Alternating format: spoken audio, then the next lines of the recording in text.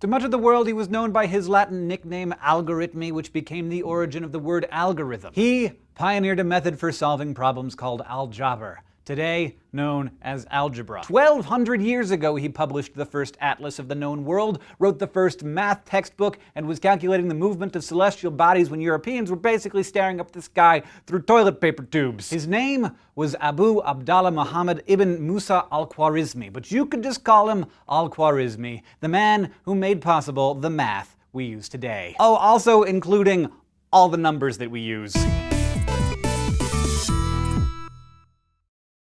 Though his most lasting legacy was introducing so-called Arabic numerals to much of the world, he wasn't an Arab. He was most likely Persian. Born in what is now Uzbekistan around 780, al-Khwarizmi first appears in historical records as an instructor at one of the great ancient Islamic learning institutions, Baghdad's House of Wisdom. Sounds kind of like a theme restaurant owned by celebrity nerds. The House of Wisdom was actually a crossroads of the great civilizations of the ancient world: Babylon, Greek, Hindu, Arabic, Persian, and al-Khwarizmi liked to wet his beak in the knowledge that each had to offer. He studied the ambitious math of the Greek scientist Ptolemy, for example, who had tried to measure the world. But al-Khwarizmi discovered that Ptolemy's calculations were wrong, so he corrected and reorganized all the data. With new coordinates and the help of some 70 geographers under his direction, he compiled a book called The Face of the Earth, a complete explanation of the geography and cartography of the known world, thought to be the first of its kind. He was also the official astronomer of the court in Baghdad, and as part of his duties, he compiled charts that tracked the moon and 5 planets. These tables turned out to be so useful and accurate that centuries later they would be translated into Latin and Chinese and circulated around the world. But his real passion was for mathematics, and he eagerly accepted a commission from Muslim leaders to come up with a text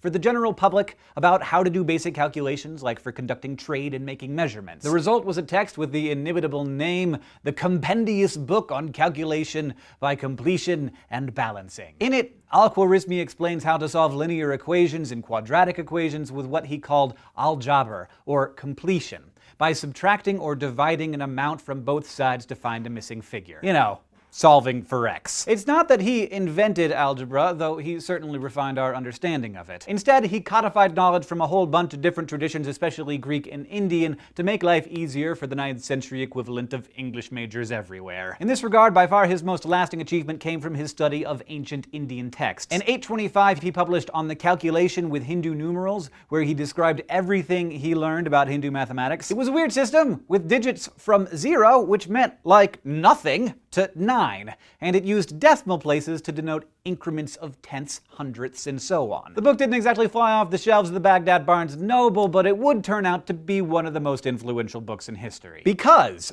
300 years later, a copy of it was discovered by an English monk who, fascinated with Muslim scholarship, translated the research of al-Khwarizmi, now called algorithmi, into Latin. Soon, Europe's scholarly elite was eating it up. The Hindu system was way easier and more intuitive than Roman numerals, which used a base 10 for counting and a base 12 for fractions, and had no concept of 0. Men of science began advocating for the use of what became known as Arabic numerals, chief among them Italian mathematician Fibonacci, who wrote a whole book about them in 1202. But of course, medieval Europe, it wasn't really all about the new ideas with all the burning people at stakes and the Inquisitioning. In 1299, the city of Florence, Italy actually passed a law forbidding the use of the numerals, not because of some anti-Muslim bias, but because Arabic numerals were just too easy to change. You could make a 6 into an 8, or throw a couple zeros after something and make a big profit with just a flick of the quill. It wasn't until the 1500s that the numbers began to take hold among merchants as well as scholars,